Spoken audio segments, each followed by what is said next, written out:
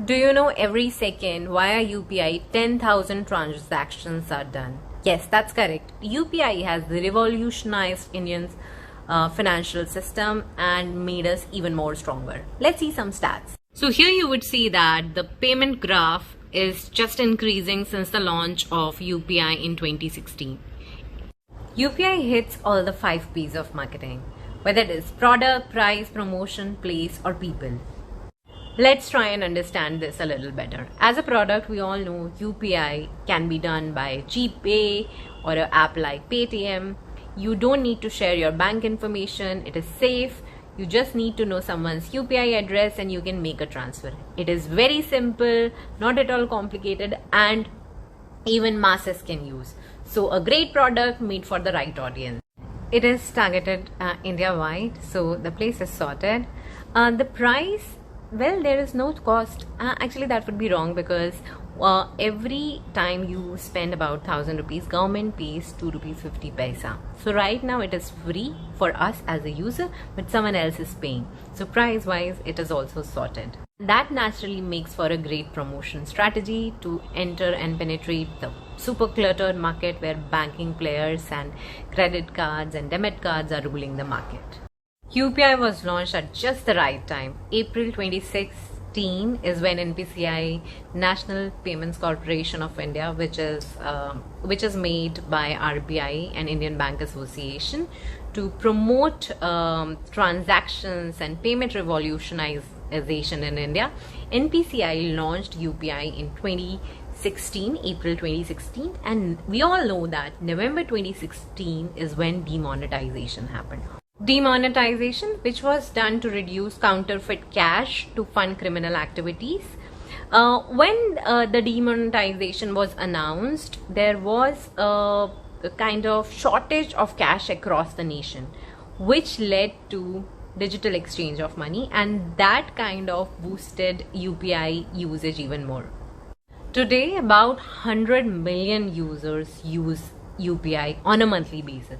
UPI has 100 million active users, which is huge, and this success is not just led by demonetization but also the state government's role, where they highly encouraged use of digital money. They provided a playground to UPI where UPI's GPay, if you remember, GPay offered cashback for a really long time, very good cashback on using UPI. UPI's growth was further fueled by pandemic in 2020, and you would see a steep rise in the number of digital transactions. So basically, government removed all the barriers for UPI. GPay, as an example, is a very good example. The payment method is very simple. You just open, scan and pay without even knowing someone's bank details. So it is super simple, and that's why it was a critical mass started using it. Another one is, of course, cashback. You know that in the initial days, GPay gave very handsome amount of cashback. Even on referrals, they gave a very good cashback, because of which there was a viral marketing. Every person acquired a bunch of people. Like, I think their limit was 20 initially, and now it is 10. So every single person went ahead and acquired more people, adding to the overall network of UPI users. And not just locally, UPI is going global, which means they are going global. They have partnered with partners like in Singapore, they have Pay Now. In Dubai, they have NeoPay. In UK, they have PayNext. So a partnership is another way that UPI is leading the way. This will do two things. People from our country, when they go abroad, they will be able to use our payment system. And people who are abroad will be able to remit money via using a familiar system. UPI will also reduce the cost of remitting money to India, which means when our people go abroad and send money back to India, they incur a huge cost to send that money. That will be reduced. In fact, the friction to send money will be also reduced. It will be much more real time, and in fact, those people will be able to use a familiar network. So it's a very win-win for all of us. So now let's step back and try and understand why NPCI is so much invested in UPI, because a large part of India's population is still not using digital modes of payment, and UPI became that one unified platform that kind of boosted its reach to that rural India where people didn't even have any kind of bank account. So that's why NPCI continues to invest in efforts to reduce friction in adoption of UPI. Let's try and understand what NPCI has done. A large part of India is still not using smartphones. So NPCI has launched something called as 123 Pay, so that people can call and use UPI facility. And services like Digital Sathi, which is a 24/7 helpline, and then also services like UPI Lite, which is for offline transaction. UPI's growth was further fueled by pandemic in 2020, and you would see a steep rise in the number of digital transactions. So basically, government removed all the barriers for UPI. GPay, as an example, is a very good example. The payment method is very simple. You just open, scan and pay without even knowing someone's bank details. So it is super simple, and that's why it was a critical mass started using it. Another one is, of course, cashback. You know that in the initial days, GPay gave very handsome amount of cashback. Even on referrals, they gave a very good cashback, because of which there was a viral marketing.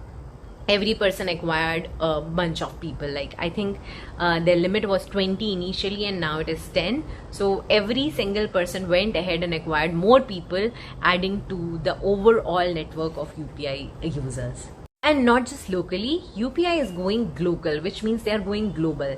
They have partnered with partners like, in Singapore they have Pay Now, in Dubai they have NeoPay, in UK they have PayNext. So a partnership is another way that UPI is leading the way. This will do two things. People from our country, when they go abroad, they will be able to use our payment system, and people who are abroad will be able to remit money via using a familiar system. UPI, which is used by over 100 million active users on a monthly basis, is a government initiative. To my surprise, a lot of people believe that this is a private sector innovation, but it is not. In fact, government is continuously taking efforts to moderate the competition. Concentration of UPI market, yes, relies with players like Google Pay or Phone Pay, and government is taking constant and mindful efforts so that the concentration and competition is healthy in the market.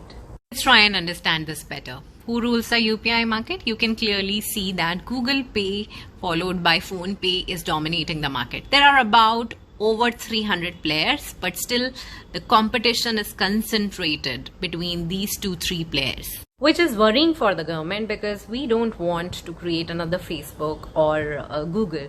We don't want monopoly in the UPI system. To encourage healthy competition, government is trying to limit that 30% of the transactions should only be limited to a particular Google Pays or Phone Pays of the world, which means if there are 100 transactions are happening, a single player can only contribute to a maximum of 30%. This particular rule is not implemented yet. RBI is still evaluating this, but yes, this is something that is coming up. While UPI is shaping the digital ecosystem of payments in India, there are also certain things that are worrisome. Like, UPI also contributes to 50% of digital fraud today, which is really worrying for the government. While NPCI, RBI are doing several campaigns to create awareness on how we should not share our personal information with anyone on phone, because government never calls to take these details, the onus also relies on people to be aware. Do you know PhonePe and Google Pay have spent about 25,000 crores to acquire customers to use UPI? Something that they don't charge for. In fact, many a times they give cashbacks on doing these acquisitions. In fact, combined market share of Google Pay, PhonePe and Paytm is contributing to 95% of UPI market, which is huge. So right now for these players, the way to earn money is they acquire people via UPI bait, and then once they come inside the app, there are many offers that are provided to these customers. For example, if you go on GPay, you will make transactions and you will get a card. Sometimes that card will give you some cash back, and many times it will give you offers. When you use that offer, GPays of the world make a tiny amount of money, but that kind of money is not really making the business sustainable. Google Pays of the world are also promoting other businesses. For example, this peer-to-peer lending business called LeanDean was acquiring via GPay as a platform. So that's another way GPay is able to make some money out of these partnerships. So that's all for now. You're watching This is Digital Marketing in Banking series. If you have any further questions, do comment and let me know. I do make sure that I answer all the queries. Bye bye. See you in the next video.